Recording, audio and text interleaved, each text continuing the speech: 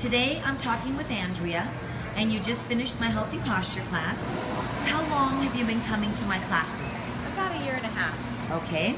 And tell me what was going on with you before you started coming to class. I had a lot of low back pain for about 2 years. I had a baby, and a few months after I had her, it started hurting, and it progressively got worse and worse and worse until I was in pain 24/7, all day long, every day.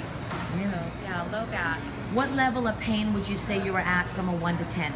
In the morning, I would probably say a 3. By the end of the day, probably about a 7 or so. So it got worse as you went along and For tried to sure. live your life. Okay. Yeah.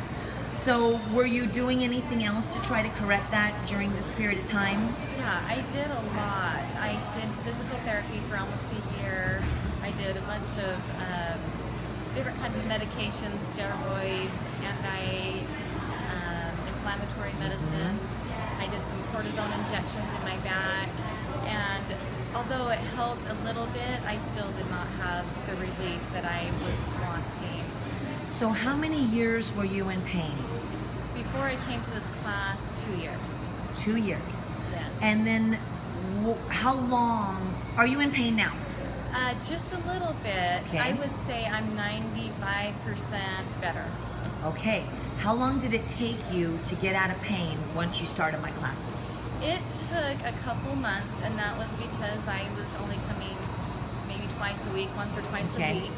And then once I started coming 3 or 4 days a week, it was probably only about a month Okay. before I really was feeling good. So consistency is important. For sure.